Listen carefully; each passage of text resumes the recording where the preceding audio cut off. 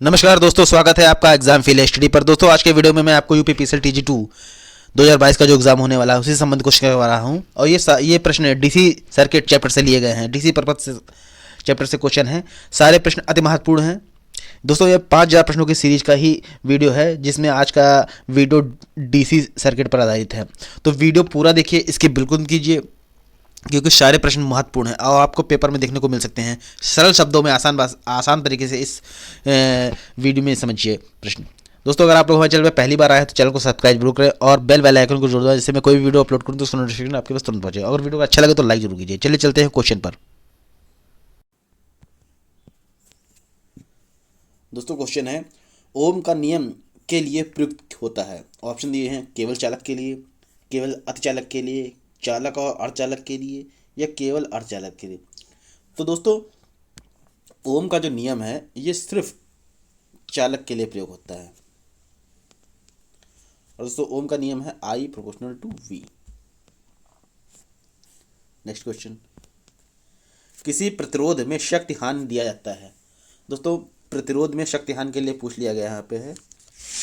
Option दिए हैं P बराबर V स्क्वायर R, P बराबर V अपॉन R, P बराबर I स्क्वायर अपॉन R, या P बराबर V स्क्वायर अपॉन R। तो दोस्तों इसका सही आंसर है P बराबर V स्क्वायर अपॉन R।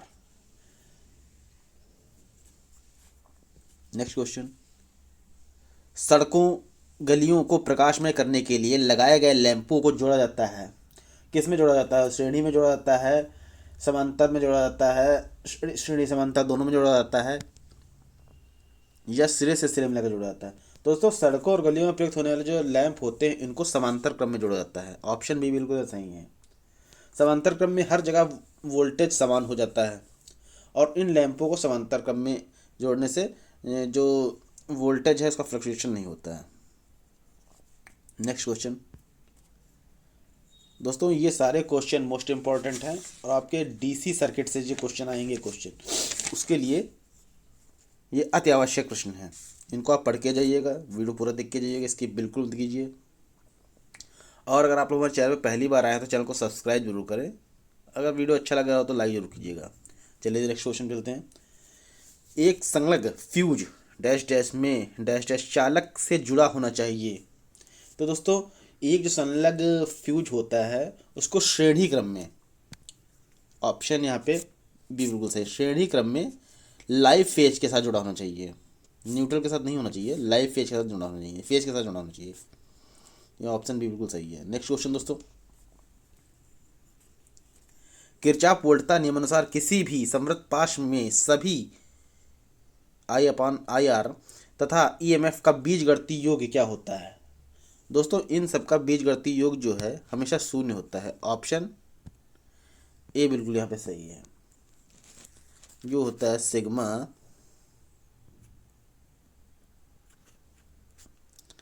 एक मिनट में आपको बताता हूँ इसको, इसका फॉर्मूला क्या है। ई एम एफ और ये जो आई आर होता है इसका जो योग होता है हमेशा शून्य होता है। नेक्स्ट क्वेश्चन, सूत्र R बराबर R1 R2 upon R1 plus R2 प्रदर्शित करता है। दोस्तों ये किस पर प्रदर्शित करता है, मतलब कौन सा है? श्रेणी क्रम में है, समांतर क्रम में है, यहाँ ऑप्शन निकल गया है, सी ऑप्शन देख लीजिए है, ब्रिज संयोजन में है, या डी ऑप्शन दिया है इसमें रेखीय। तो दोस्तों ये जो सूत्र दिया गया है R बराबर R1 R2 upon R1 plus R2, ये दोस्तों समांतर क्रम में दिया गया है। ऑप्शन बी बिल्कुल सही है। समांतर क्रम का होता है 1 अपान R बराबर 1 अपान R1 प्लस 1 अपान R2। दोस्तों अगर श्रेणी में होगा पूछा जाए तो श्रेणी में R बराबर होता है R1 plus R2 dash dash dash. तो ये जो सूत्र दिया है ये समांतर में दिया है। नेक्स्ट क्वेश्चन दोस्तों,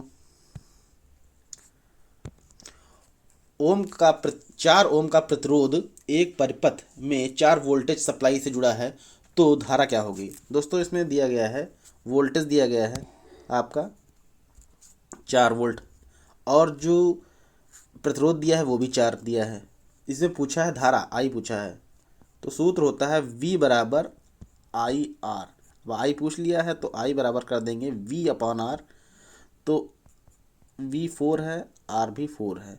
इसको जब कैंसिल करेंगे तो 1 आएगा। एक आंसर है, सी आंसर इसका है। नेक्स्ट क्वेश्चन दोस्तों, विकल्पों में कौन रेखीय अवयव नहीं है। अब दोस्तों रेखीय अवयव की बात कर दी गई है यहाँ पे, तो इसमें आंसर ऑप्शन दिया है गैस डायोड, तापक कुंडली, टनल डायोड या विद्युत चिंकारी। दोस्तों रेखीय अवयव नहीं है पूछा है, इसका सही आंसर है तापक कुंडली। बाकी सब रेखीय अवयव हैं और जो तापक कुंडली है ये रेखीय अवयव नहीं है। नेक्स्ट क्वेश्चन दोस्तों, नोडल विश्लेषण किस पर आधारित है। दोस्तों नोडल विश्लेषण की बात की गई यहाँ पे है, नोडल विश्लेषण की गई है, नोडल एनालिसिस किस पर आधारित पूछा गया है। ऑप्शन में दिया है किरचॉफ का धारा नियम, किरचॉफ का वोल्टता नियम, ऊर्जा संरक्षण सिद्धांत या गति के संरक्षण सिद्धांत पर। तो दोस्तों नोडल विश्लेषण किरचॉफ के धारा नियम पर आधारित होता है। नोडल के नियम का प्रयोग किसी भी नोड पर वोल्टेज ज्ञात करने के लिए जाता है, तो इसका सही आंसर है ऑप्शन ए, किरचॉफ के धारा के नियम पर होता है और इसका प्रयोग जो है वोल्टेज ज्ञात करने के लिए किया जाता है। चलिए दोस्तों नेक्स्ट क्वेश्चन चलते हैं। दोस्तों नेक्स्ट क्वेश्चन है मेष विश्लेषण पर आधारित है। किस पर आधारित है मेष विश्लेषण, किस पर आधारित है। ऑप्शन दिया है किरचॉफ के वोल्टेज नियम पर, ऑप्शन दिया है किरचॉफ के धारा नियम पर, ऑप्शन सी दिया है गति संरक्षण सिद्धांत पर, या ऑप्शन डी ऊर्जा के संरक्षण सिद्धांत पर आधारित दिया है। तो दोस्तों यहाँ पे जो मेष विश्लेषण होता है ये किरचॉफ के वोल्टेज नियम पर आधारित होता है। यहाँ ऑप्शन ए बिल्कुल यहाँ पर सही है। नेक्स्ट क्वेश्चन दोस्तों, एक आदर्श धारा स्रोत के पास होता क्या है। आदर्श धारा स्रोत पूछा यहाँ पे है। आदर्श धारा स्रोत पे क्या होता है, वोल्टेज का मान अधिकतम मान होता है, ऑप्शन दिया है धारा का अधिक मान होता है, ऑप्शन दिया अनंत आंतरिक प्रतिरोध होता है या शून्य आंतरिक प्रतिरोध होता है। तो दोस्तों आदर्श धारा स्रोत के पास अनंत आंतरिक प्रतिरोध होता है। ऑप्शन सी बिल्कुल यहाँ पे सही है। एक बंद पास जो नेटवर्क के कई शाखाओं से मिलकर बना है के नाम से जाना जाता है। शाखा, लूप, ऑप्शन सी दिया है परिपथ या ऑप्शन डी दिया है संधि। तो दोस्तों सही आंसर है ऑप्शन बी लूप के नाम से जाता है। नेक्स्ट क्वेश्चन दोस्तों, एक नेटवर्क या सर्किट जिसमें कोई ईएमएफ नहीं होता है वह कहलाता है एक्टिव नेटवर्क, रेखीय नेटवर्क, द्विपक्षीय नेटवर्क या निष्क्रिय नेटवर्क। दोस्तों जिसमें कोई ईएमएफ ही नहीं होगा वो निष्क्रिय नेटवर्क कहलाएगा। ऑप्शन डी बिल्कुल यहाँ पे सही है। नेक्स्ट क्वेश्चन दोस्तों, सुपरपोजिशन प्रमेय प्रयुक्त होती है एक पक्षीय नेटवर्क में, रेखीय द्विपक्षीय नेटवर्क में, अरेखीय द्विपक्षीय नेटवर्क में या किसी प्रकार के नेटवर्क में। तो दोस्तों सुपरपोजिशन जो प्रमेय होती है द्विपक्षीय रेखीय द्विपक्षीय नेटवर्क पर उपयुक्त होती है। सुपरपोजिशन प्रमेय में यदि किसी नेटवर्क में 2 या 2 से अधिक स्रोत जुड़े हैं तो सभी स्रोत को अलग अलग प्रभाव भार पर ज्ञात कर सकते हैं। सही आंसर इसका दोस्तों है रेखीय द्विपक्षीय नेटवर्क, ऑप्शन बिल्कुल सही है। नेक्स्ट क्वेश्चन दोस्तों, आंतरिक प्रतिरोध को प्रस्थापित करने पर आदर्श वोल्टेज स्रोत द्वारा प्रस्थापित होता है। किसके द्वारा प्रस्थापित होता है। ऑप्शन यहाँ पे दिया है धारा स्रोत के, संधारित्र के, खुले प्रपथ या लघु प्रपथ। दोस्तों ऑप्शन डी यहाँ सही है, बिल्कुल लघु प्रपथ के द्वारा प्रस्थापित होता है। दोस्तों सारे क्वेश्चन मोस्ट इंपॉर्टेंट हैं जो आपकी यूपीपीसीएल TG2 एग्ज़ाम जो 2022 में नवंबर लास्ट में होने वाला है उसके लिए सारे प्रश्न आप लोग देख लीजिए। वीडियो बिल्कुल भी स्किप मत कीजिए। अगर एक बार में क्वेश्चन नहीं समझ में आ रहे हैं तो दो बार वीडियो देख लीजिए। आपको दो या 3 बार वीडियो देखेंगे आपके सारे दिमाग में याद हो जाएंगे क्वेश्चन इन्हीं में से आना है। ये सारे बुक घटना चक्र किताब से लिए गए हैं। इसमें कुछ प्रीवियस ईयर के भी हैं और कुछ जो इम्पोर्टेंट हैं वो दिए गए हैं। चलिए नेक्स्ट क्वेश्चन चलते हैं।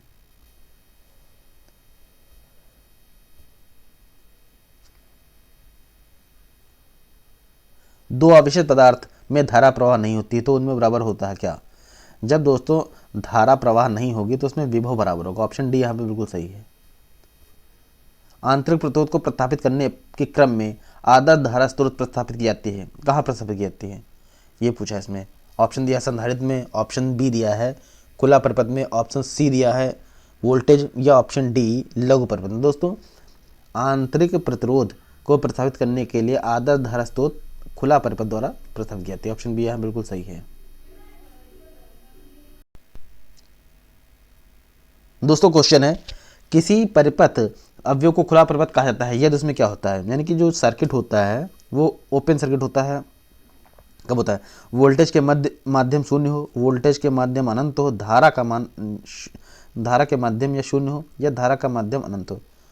दोस्तों इसका सही आंसर है, जब कोई सर्किट होता है ओपन सर्किट कहा जाता है तो धारा का माध्यम शून्य होता है। धारा I बराबर 0 जब होगा तभी इसका मान खुला होगा। नेक्स्ट क्वेश्चन, KCL के अनुसार जंक्शन को छोड़ने वाली शाखा धाराओं का बीजगणित योग किसके बराबर होता है? इसका दोस्तों सही आंसर है जंक्शन में प्रेस करने वाली। ऑप्शन है बिल्कुल सही है। दोस्तों जो ग्राफ दिया होता है उसमें कुछ होती हैं बाहर की तरफ धाराएं जा रही होती हैं और कुछ होती हैं अंदर की तरफ। तो जो दोस्तों इसका जो अंदर की तरफ आ रही होती हैं उन धाराओं का बीजगणित योग हमेशा बाहर जाने वाली धाराओं के बीजगणित योग के बराबर होता है। नेक्स्ट क्वेश्चन दोस्तों, 6 ओम के 3 प्रतिरोध समांतर में जुड़े हैं, तुल्य प्रतिरोध क्या होगा? दोस्तों यहाँ पे समांतर में जुड़े हैं तो 1/R बराबर कर देंगे 1/R1 plus 1/R2 plus 1/R3 जितने भी दिए हैं। तो यहाँ पे 6 दिया है, 6 दिया है तो उसको दोस्तों ऐसे करेंगे 1/R 1/6 1/6 1/6 1/6। जब तीनों को जोड़ देंगे तो 3/6 बराबर 1/R आ जाएगा। अब इसको जब हल करेंगे दोस्तों ये 2 आ गया तो 1/R बराबर आ गया 1/2। अब दोस्तों तुल्य प्रतिरोध पूछा है, R पूछा है तो R यहाँ इसको कर देंगे 2। ऑप्शन सी बिल्कुल सही है। नेक्स्ट क्वेश्चन दोस्तों, निम्न में से कौन सा सबसे बड़े आकार का प्रतिरोध का मान है जबकि सभी पदार्थ समान है? दोस्तों सबसे बड़े आकार का प्रतिरोध का मान पूछा गया है। यहाँ पे ऑप्शन दिया है, ऑप्शन दिया 100 ओम 20 वाट, 10 ओम 100 वाट, 1 किलो ओम आधा वाट, 1 माइक्रो ओम 1/4 वाट। तो दोस्तों सबसे बड़े आकार का प्रतिरोध का पूछा है, यहाँ जहाँ शक्ति ज़्यादा होगी यानी कि P ज़्यादा होगी वहीं सब प्रतिरोध ज़्यादा होगा। तो यहाँ B में सबसे ज़्यादा है 100 वाट। तो इसका मतलब ऑप्शन बी यहाँ सही है।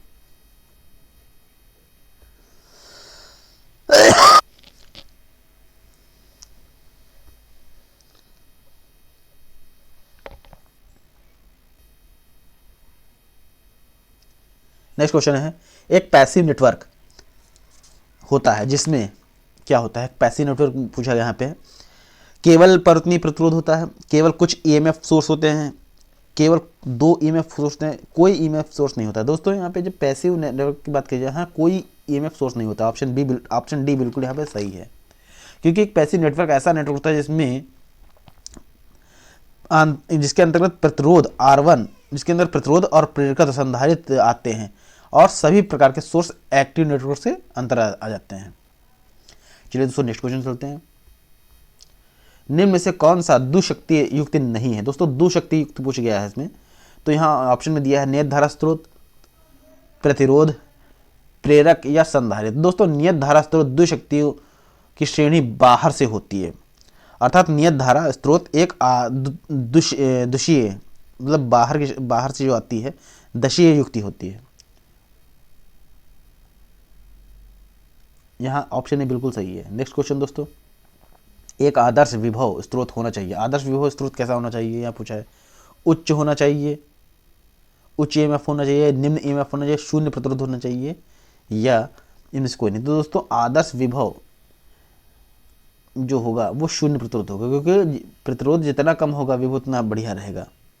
और वोल्टेज स्रोत जिसमें उक्त स्रोत के श्रेणी में प्रतिरोध या प्रतिबाधा का मान शून्य हो आदर्श वोल्टता कहलाता है। नेक्स्ट क्वेश्चन दोस्तों, किरचॉफ का वोल्टता नियम से संबंधित है। किरचॉफ का पूछा गया है। दोस्तों किरचॉफ मोस्ट इंपॉर्टेंट है, पिछले TG2 का जो पेपर हुआ था उसमें ये क्वेश्चन आया था। किरचॉफ का वोल्टता नियम किससे संबंधित है?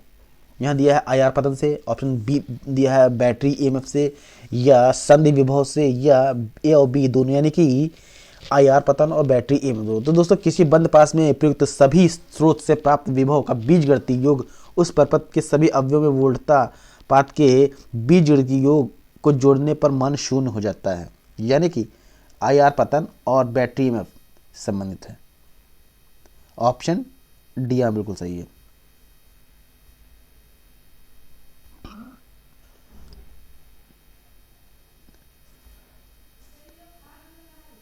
दो सिरों के बीच सर्किट का थेवेनिन समतुल्य बनाने में VTh का मान क्या होगा। दोस्तों यहाँ VTh का मान पूछ लिया है।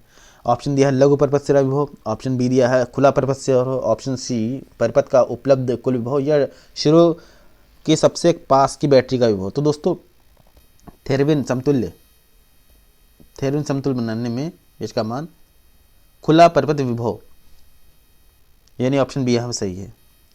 दो सिरों के बीच परिपथ का थेवेनिन दो सिरों के बीच का परिपथ का थेवेनिन समतुल्य बनाने में VTh का मान खुला परिपथ विभव होता है। नेक्स्ट क्वेश्चन,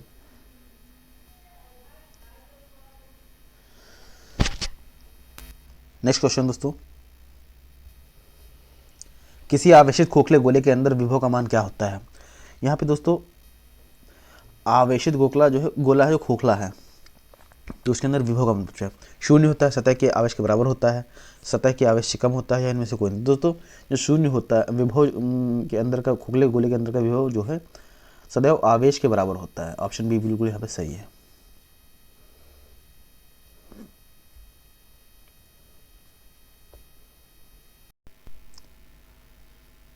दोस्तों नेक्स्ट क्वेश्चन है, एक आदर्श विभव स्रोत में होना चाहिए विद्युत वाहक बल अधिकतम, शून्य प्रतिरोध होना चाहिए, विद्युत वाहक बल का मान कम होना चाहिए, अनंत स्रोत प्रतिरोध होना चाहिए। दोस्तों आदर्श विभव स्रोत में होना चाहिए प्रतिरोध शून्य। जहां प्रतिरोध शून्य होगा विभव बिल्कुल सही होगा। नेक्स्ट क्वेश्चन दोस्तों, निम्न में से कौन सा द्विदिशीय युक्ति है। नियत धारा स्रोत, नियत विभव स्रोत, कैपेसिटर, इनमें से कोई नहीं। तो दोस्तों द्विदिशीय युक्ति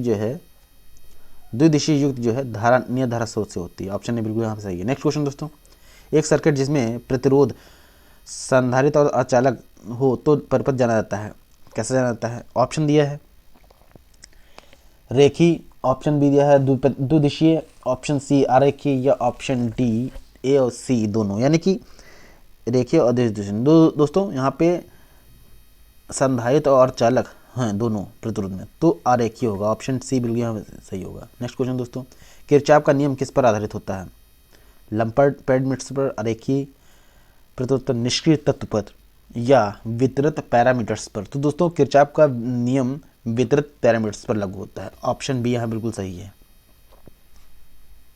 वितरित पैरामीटर्स वे पैरामीटर्स हैं जो एक सर्किट में अलग अलग होते हैं, अर्थात लगातार एक अनुक्रम में एक रूप में नहीं जुड़े होते हैं।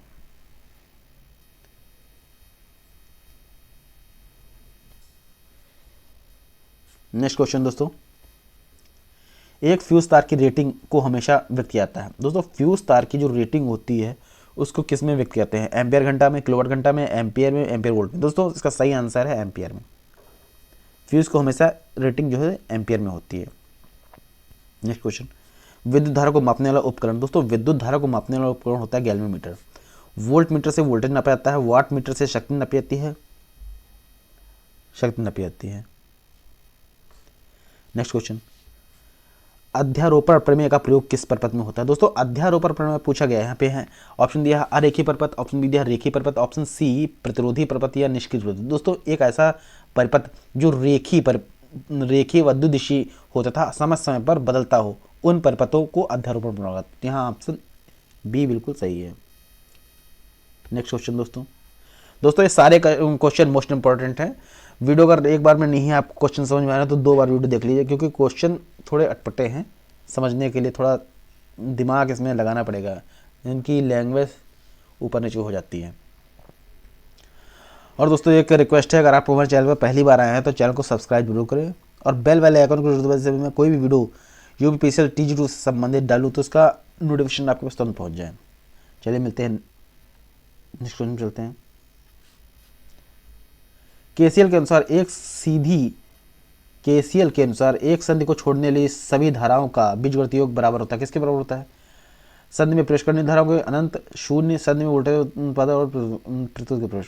तो दोस्तों केसीएल के अनुसार जो संधि में छोड़ने वाली धाराओं का योग हमेशा बीजगणितीय योग संधि में प्रवेश करने धाराओं के बराबर होता है। ऑप्शन बी से ए बिल्कुल सही है। यहाँ दोस्तों ग्राफ ऐसे समझिए दिया है, तो इसमें जो बाहर जाने वाली धाराएं होती हैं कुछ और कुछ अंदर आने वाली होती हैं, तो जो बाहर जाने वाली छोड़ने वाली संधि को छोड़ने वाली धाराओं का बीजगणितीय योग होता है जो संधि के अंदर प्रवेश करने वाली बीजगणितीय योग के बराबर होता है।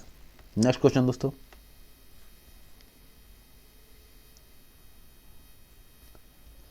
एक सर्किट में विद्युत वाहक बल कैसा होता है?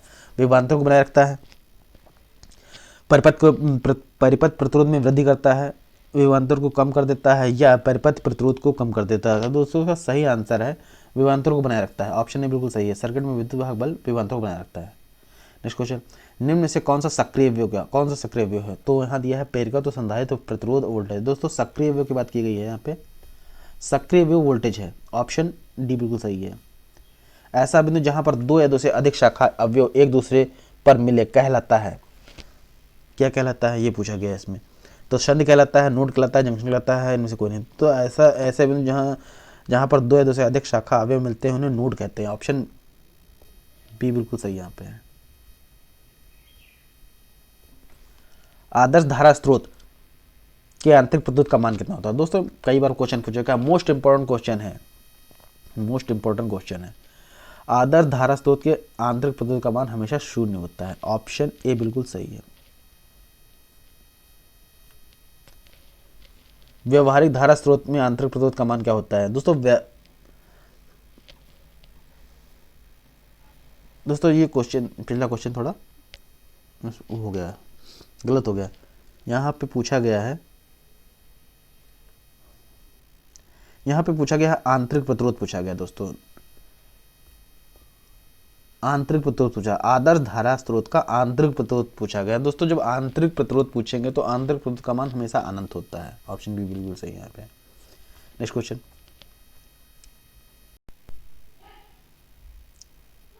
दोस्तों धारा व्यवहारिक धारा स्रोत में आंतरिक प्रतिरोध का मान क्या पूछा है? यहाँ दोस्तों व्यवहारिक धारा में पूछ लिया, वहाँ आदर्श में पूछा था, यहाँ व्यवहारिक धारा में पूछा था। दोस्तों व्यवहारिक धारा में इसका मान अधिकतम होगा।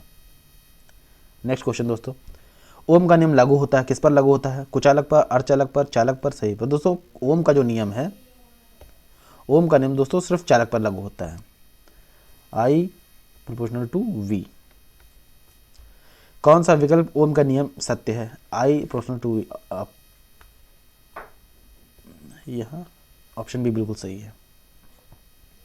नेक्स्ट क्वेश्चन, ओम का नियम वोल्टेज V और धारा I के बीच ग्राफ बनाता है, कैसा बनाता है? दोस्तों परवलयाकार, ऋजु रेखी, अति परवलयाकार, नहीं कहते। तो दोस्तों V और I के बीच ऋजु रेखी ग्राफ बनाता है। नेक्स्ट क्वेश्चन दोस्तों, आदर्श वोल्टेज स्रोत का आंतरिक प्रतिरोध कितना होता है? दोस्तों आदर्श वोल्टेज स्रोत पूछ लिया गया है। जब वोल्टेज की बात की जाएगी और प्रतिरोध, आंतरिक प्रतिरोध पूछा जाएगा तो हमेशा शून्य होगा। ऑप्शन बी बिल्कुल यहाँ पर सही है। तो दोस्तों ये टॉप क्वेश्चन थे डीसी सर्किट से जो इस वीडियो में है, और इसके कुछ जो क्वेश्चन बचे हैं वो अगले वीडियो में आपको दे दूंगा। वीडियो पूरा देखिएगा, स्किप बिल्कुल नहीं कीजिएगा। वीडियो अगर अच्छा लगा हो तो लाइक जरूर कीजिए, शेयर जरूर कीजिए, और आप लोग हमारे चैनल पर पहली बार आए हैं तो चैनल को सब्सक्राइब जरूर करें। धन्यवाद।